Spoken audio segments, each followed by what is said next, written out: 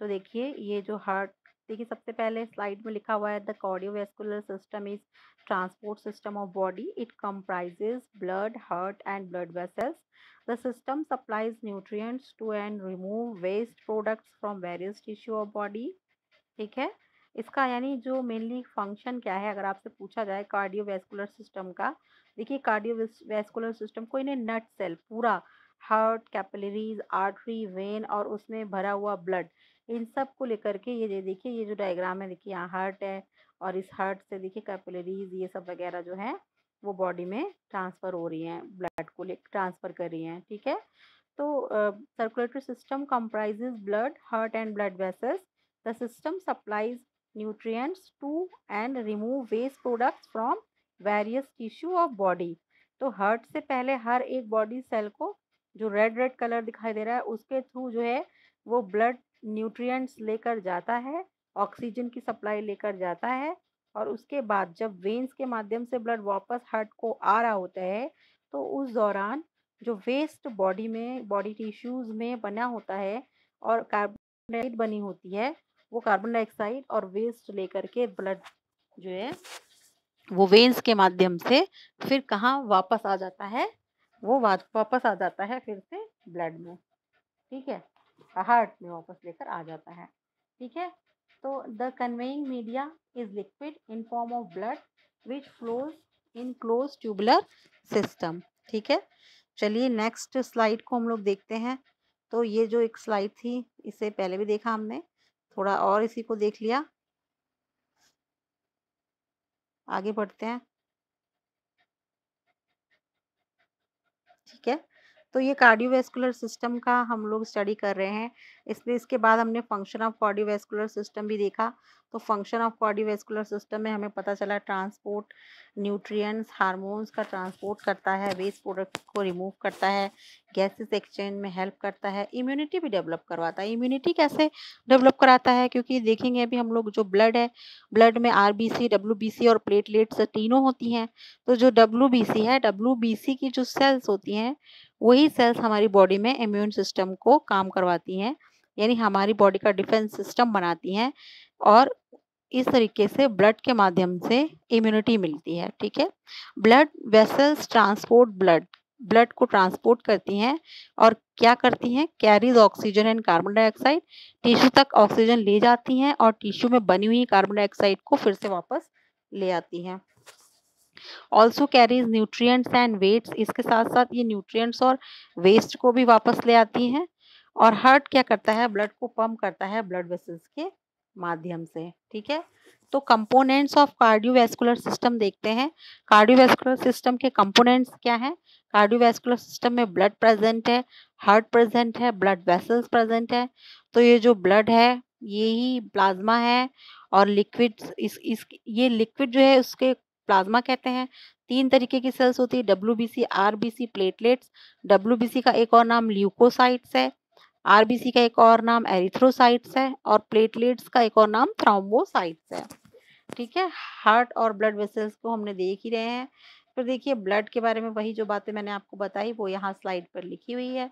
Blood is form of blood cells and plasma. Blood cells को देखें तो 3 है, एरिथ्रोसाइट्स, इन्हें आरबीसी सेल्स भी कहते हैं. इन्हीं का काम मेनली ऑक्सीजन को और न्यूट्रिएंट्स को सप्लाई करना होता है, टिश्यू तक सप्लाई करती हैं, फिर टिश्यू में बनी हुई कार्बन डाइऑक्साइड को और टिश्यू में बने हुए वेस्ट प्रोडक्ट को फिर हार्ट में वापस लाती हैं. कौन, एरिथ्रोसाइट्स. ल्यूकोसाइट्स देख रहे हैं. ल्यूकोसाइट्स ये इम्यून सिस्टम की सेल्स को बनाती हैं. लिम्फोसाइट्स होती है इन्हीं में एक प्रकार की डब्ल्यूबीसी सेल्स लिम्फोसाइट्स होती है जो एंटीबॉडी बनाती हैं. तो इस तरीके से बॉडी को इम्यूनिटी देती हैं. ये कोई भी पैथोजन आ जाए तो उसे किल करती हैं. ठीक है. थ्रोम्बोसाइट्स ब्लड प्लेटलेट्स हैं. ब्लड प्लेटलेट्स का काम होता है ब्लड क्लॉटिंग करवाना. अगर कहीं कट जाए, घाव हो जाए और वहां से लगातार खून बहने लगेगा तो इस तरह से बॉडी का पूरा खून निकल कर बाहर चले जाएगा. तो ऐसा ना हो इसके लिए ब्लड क्लॉटिंग, जहां पर वुंड या इंजरी है या कट है, घाव हो गया है, खून बहना शुरू हो गया है, वहां पर ब्लड क्लॉटिंग करवाने का काम थ्रोम्बोसाइट्स करवाती हैं. प्लाज़्मा है, प्लाज़्मा फ्लूइड पोर्शन है, इसमें बहुत सारे इम्पोर्टेंट कंपोनेंट्स होते हैं, जैसे विटामिन्स हैं, कुछ जो इसी में डिज़ॉल्व होते हैं या कुछ प्रोटीन्स होती हैं इम्पोर्टेंट, वो प्लाज़्मा में प्रेज़ेंट होती हैं। तो इस तरीके से प्लाज़्मा का भी एक इम्पोर्टेंट रोल ब्लड में होता है, ठीक है? तो ये हमने अभी ये स्लाइड देख ली थी। Heart is a 4 chambered hollow muscular organ approximately the size of fist, present superior surface of diaphragm, diaphragm के ऊपर मिड लाइन के थोड़ा लेफ्ट साइड में होता है, वर्टेब्रल कॉलम के आगे और स्टर्नम के पीछे होता है, ठीक है? ये देखिए, ये डायग्राम हम लोगों ने अभी डिस्कस किया था। फिर इस तरीके से यहाँ पर देखिए, आप ये वाला जो डायग्राम देख रहे हो, इस डायग्राम में पाथवे ऑफ ब्लड को और अच्छे से दिखाया गया है। जो ब्लू ब्लू पोर्शंस आप देख रहे हैं, देखिए ब्लू ब्लू एरो जो है वो स्टार्ट हो रही है एंटीरियर वेना केवा से। देखिए यहाँ एंटीरियर वेना केवा से ब्लू एरो स्टार्ट होती है, फिर ये आती है इस चैम्बर में, जिस चैम्बर का नाम क्या है? इसका नाम है राइट एट्रियम, ठीक है? ये इस चैम्बर का नाम है राइट एट्रियम। फिर ये पोस्टीरियर वेना केवा भी है और ये एंटीरियर वेना केवा है। ये बॉडी से ब्लड को कलेक्ट करके लाती है इस चैम्बर में, जिसका नाम है राइट एट्रियम। राइट एट्रियम से देखिए अब ब्लड कहाँ पहुँच रहा है? राइट वेंट्रिकल को पहुंच रहा है। नीचे के दोनों चैम्बर जो है वेंट्रिकल कहलाते हैं, ऊपर के दोनों चैम्बर आर्टिकल कहलाते हैं, ठीक है? यहाँ देखिए, फिर ये वेंट्रिकल से ब्लड जो है कहाँ जा रहा है? ये ब्लड अब पहुंचने वाला है कहाँ? ये ब्लड जो है ये पहुंचेगा, कहाँ पहुंच रहा है? ये ब्लड पहुंचने वाला है पल्मोनरी आर्टरीज के माध्यम से। ये देखिए पल्मोनरी आर्टरीज है, ये पल्मोनरी आर्टरीज जो है इस ब्लड को कहाँ ले जाएंगी? ये देखिए पल्मोनरी आर्टरी है, इसका नाम पल्मोनरी आर्टरी है। ये पल्मोनरी आर्टरी अपने अपने साइड के लंग्स को जो है ब्लड ले जाएगी, ब्लड अपने अपने साइड के लंग्स को जाएगी, वहां जाकर यही ब्लड में ऑक्सीजन मिलनी है। क्यों? क्योंकि ये जो ब्लड था ये डीऑक्सीजनेटेड था। तो ये एक सर्कुलेशन आपको दिखाई दिया, जो राइट पार्ट का ब्लड का, हार्ट का राइट पार्ट इसमें इन्वॉल्व है। तो इसमें बॉडी से ब्लड आ रहा है और लंग्स को जा रहा है। तो ये वाला जो सर्कुलेशन है इसे ही बोलते हैं पल्मोनरी सर्कुलेशन। इसमें मेन जो है वो लंग्स का काम होता है। लंग्स अब इसी ब्लड को ऑक्सीजन इसी ब्लड में मिला देगा। उसके बाद ये पल्मोनरी वेन्स है, पल्मोनरी मतलब लंग्स से आने वाली वेन्स है जो ब्लड को हार्ट को ले आएंगी। और ये हार्ट का जो ये थर्ड चैम्बर है, देखिए ये चैम्बर, इस चैम्बर का नाम है left atrium. Left atrium, left atrium जो है इसे कहाँ ला रहा है? लेफ्ट वेंट्रिकल में ला रहा है और लेफ्ट वेंट्रिकल इसको आयोटा के माध्यम से बॉडी में भेज दे रहा है, ठीक है? तो ये जो आप देख रहे हैं कि यहाँ पर आपने जो ये स्ट्रक्चर देखा है, ये जो आपने डायग्राम में देखा है ना, ये जो डायग्राम आपने देखा था अभी, इस डायग्राम में, ये वाला डायग्राम हम लोग देख रहे थे, इस डायग्राम में आप देखेंगे कि इस डायग्राम में जो ब्लू कलर से जितना पोर्शन दिखाया गया है, वो पाथवे ऑफ ब्लड का जो से हिस्सा है उसे कहते हैं पल्मोनरी सर्कुलेशन। और जितना रेड कलर से दिखाया गया है उसे हम कहते हैं, जब रेड रेड पोर्शन में ब्लड आता और जाता है, लंग्स से आता है और बॉडी को जाता है, तो उसे हम कहते हैं सिस्टेमिक सर्कुलेशन। चूंकि ब्लड दो बार आ रहा है चैम्बर में, दो बार चैम्बर को खाली कर रहा है, हार्ट चैम्बर में दो बार ब्लड आता है, दो बार जाता है, इसीलिए इसको डबल सर्कुलेशन कहते हैं। वेरी वेरी इंपॉर्टेंट है ये, क्या है? इसीलिए इसे क्या कहते हैं? डबल सर्कुलेशन कहते हैं, ठीक है? डबल सर्कुलेशन समझ लिया होगा आपने।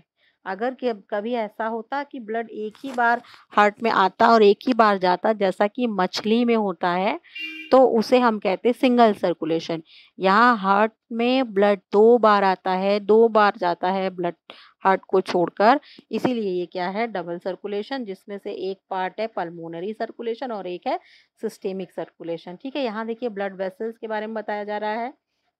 ये जो ब्लड वेसल्स हैं, these are the closed network of tubes. Tubes होती हैं, बंद ट्यूब्स होती हैं ब्लड वेसल्स, तो इसीलिए इसको हम कहते हैं क्लोज्ड सर्कुलेटरी सिस्टम है। ह्यूमन का जो सर्कुलेटरी सिस्टम है, कैसा सर्कुलेटरी सिस्टम होता है? क्लोज्ड सर्कुलेटरी सिस्टम होता है, क्योंकि जो ब्लड है वो बंद ट्यूब्स में, बंद नलियों में बहता है, ठीक है? इसमें तीन टाइप की ट्यूब्स है, एक आर्टरी है, एक कैपिलरीज है और वेन्स है। देखिए, देखते हैं इनके बारे में। तो ये जो ब्लड वेसल्स हैं, इन तीनों को देखेंगे तो जो आप देखते हैं आर्टरी है, आर्टरी क्या है? डिस्ट्रीब्यूटिंग है।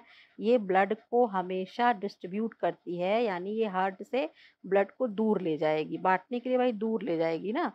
अब जो इसी तरीके से लेकिन वेन्स जो है वो ड्रेनिंग है, ड्रेनिंग चैनल है, यानी पूरी बॉडी से ब्लड को फिर से वापस हार्ट में ले आती हैं। वेन्स जो है वापस लाती हैं, वेन्स वापस लाती हैं, आर्टरी बॉडी में भेजती है।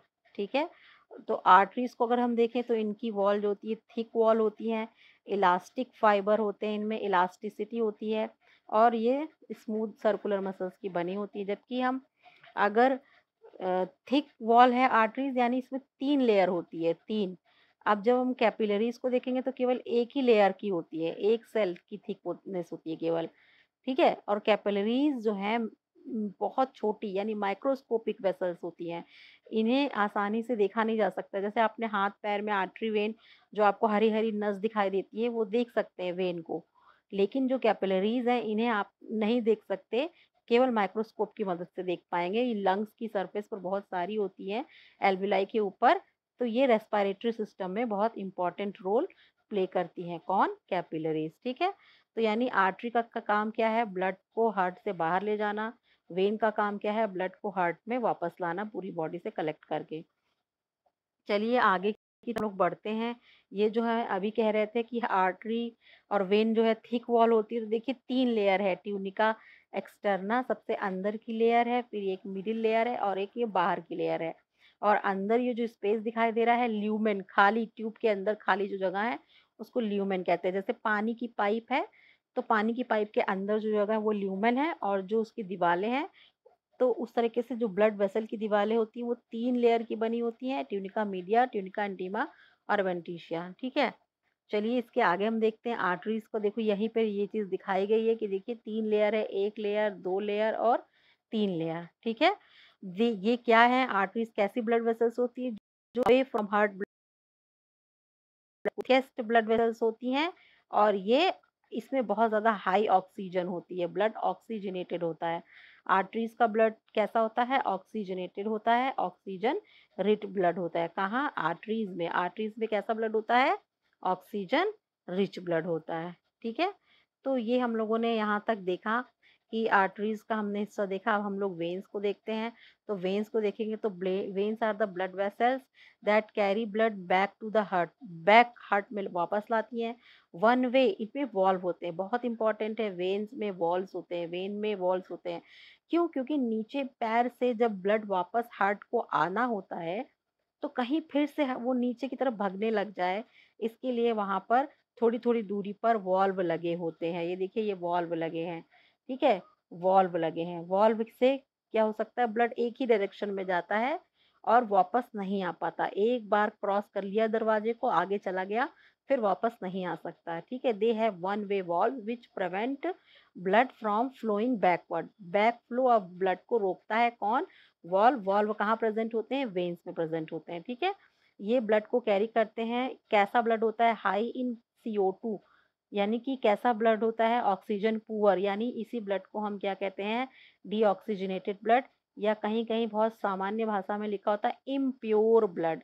तो अशुद्ध नहीं है, कोई अशुद्धता नहीं है उसमें, बस इतना ही डिफरेंस है। वही ब्लड है जो पूरी बॉडी में है, सेम है, लेकिन वेन्स में वो ब्लड में कार्बन डाइऑक्साइड ज्यादा होती है और आर्टरी में उसी ब्लड में ऑक्सीजन ज़्यादा होती है। ठीक है, यहाँ देखिए फिर तीसरी जो कैपिलरीज है इनको देखते हैं। ये स्मॉलेस्ट ब्लड वेसल्स हैं और ये आर्टरी और वेन को कनेक्ट करती हैं। क्या करती हैं? Capillaries connect arteries and veins. कहाँ होती हैं? जहाँ एक्सचेंज ऑफ न्यूट्रिएंट्स होता है या एक्सचेंज ऑफ गैसेस होता है, मटेरियल का जहाँ एक्सचेंज हो रहा होगा, लेन देन हो रही होगी, वहाँ होती है। देखिए एक तरफ यहाँ पर वेन्स को दिखाया गया है, यहाँ पर आर्टरीज को दिखाया गया है। फिर जहाँ पर ये दोनों मिल रही हैं बहुत पतली पतली सी, तो देखिए आर्टरी भी कैपिलरी का कुछ हिस्सा बनाती है और वेन्स भी कैपिलरी का कुछ हिस्सा बनाती हैं। ठीक है बेटा, तो ये आपको कैपिलरी दिख रही है। ऐसा स्ट्रक्चर टिश्यू के लेवल पर पाया जाता है, जहाँ टिश्यू फ्लूइड होता है, जहाँ पर हर एक सेल में मेटाबॉलिज्म चलता होता है और सेल में ग्लूकोज टूटता है, कार्बन डाइऑक्साइड बनती है, तो वहाँ पर जो बनी हुई कार्बन डाइऑक्साइड है ये टिश्यू फ्लूइड से, ये स्पेस से कार्बन डाइऑक्साइड वापस ब्लड में चली जाती है और ब्लड से ऑक्सीजन जो है टिश्यू में चली जाती है। ऐसा ही सेम स्ट्रक्चर हमें लंग्स में दिखाई देता है। गैसियस एक्सचेंज होता है वहाँ पर, एल्विलाई प्रेजेंट होते हैं, एल्विलाई में ज़्यादा ऑक्सीजन होती है, ऑक्सीजन ब्लड को चली जाती है। ब्लड में ज़्यादा कार्बन डाइऑक्साइड होती है, कार्बन डाइऑक्साइड एल्विलाई को चली जाती है। तो इस तरीके से आपने ब्लड वेसल्स और उनका स्ट्रक्चर थोड़ा देखा। और इसके अलावा हम देखते हैं कि इनमें वेन्स के बारे में लिखा हुआ है कि वेन्स जो हैं थिन वॉल्ड होती हैं और इनमें वॉल्व्स होते हैं। ठीक है, चलिए अब वेन्स के बाद ये सर्कुलेशन, ये जो डबल सर्कुलेशन है ये देख सकते हैं आप, पल्मोनरी सर्कुलेशन और सिस्टेमिक सर्कुलेशन जिसको कहते हैं। देखिए, जब हार्ट के राइट चैम्बर में ब्लड आ रहा है, बॉडी से आ रहा है, पूरी बॉडी से यहाँ पर ब्लड आ रहा है, हार्ट के राइट चैम्बर में ब्लड पूरी बॉडी से यहाँ पर आ रहा है और ये कहाँ जा रहा है, ये कैसा ब्लड है, देखिए वेन्स के माध्यम से ब्लड आया है।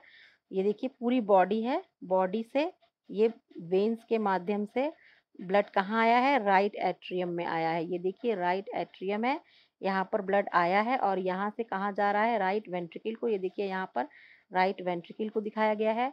फिर यही जो राइट वेंट्रिकल है, यहाँ से ब्लड भेज दिया जाएगा कहाँ, देखिए ये ब्लड भेजा जा रहा है, कहाँ भेजा जा रहा है, देखिए ये ब्लड भेजा गया है लंग्स को। ठीक है, यहाँ आप देख सकते हैं कि ये ब्लड कहाँ भेज दिया गया, राइट वेंट्रिकल ने इस ब्लड को लंग्स में, दोनों साइड में भेजा।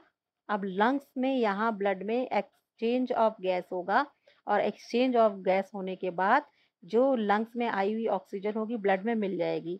अब ये पूरा ब्लड ऑक्सीजन सहित, ऑक्सीजन युक्त ब्लड फिर से हार्ट को वापस आएगा। देखिए दोनों हार्ट से, दोनोों लंग्स से आएगा और कहाँ आ जाएगा, ये जो चैम्बर है जिसे हम कहते हैं लेफ्ट एट्रियम। देखिए यहाँ आप देख सकते हैं ये लेफ्ट एट्रियम है, इस लेफ्ट एट्रियम में लंग्स से आया हुआ ऑक्सीजनेटेड ब्लड वापस आ जाता है। फिर ये लेफ्ट एट्रियम से ब्लड आता है लेफ्ट वेंट्रिकल में।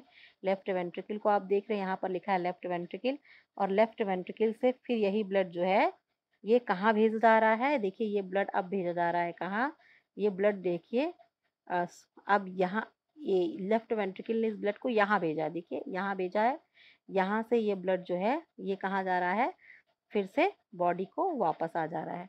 तो यानी कि दो रास्ते आपने देखे, पहले तो ब्लड जो है बॉडी से हार्ट को आया, फिर हार्ट से लंग्स को गया। तो ये सर्कुलेशन जो है इसे ही पल्मोनरी सर्कुलेशन कहते हैं, the flow of blood between heart and the lungs. तो ये कहलाया पल्मोनरी सर्कुलेशन।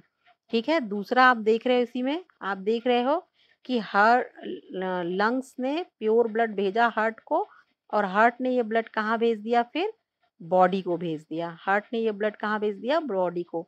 इसे कहते हैं systemic circulation, the flow of blood between the heart, heart और बॉडी सेल्स के बीच में, हार्ट और बॉडी सेल्स।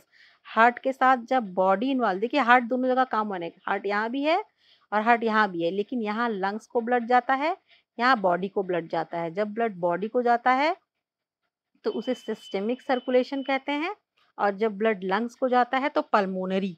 यानी कहाँ भेजा जा रहा है, ब्लड का मेन काम क्या है, हार्ट का मेन काम क्या है, ब्लड को भेजना। जब वो लंग्स को ब्लड भेज दे रहा है तो पल्मोनरी सर्कुलेशन है, और जब वो बॉडी को ब्लड भेज रहा है तो वो सिस्टेमिक सर्कुलेशन है।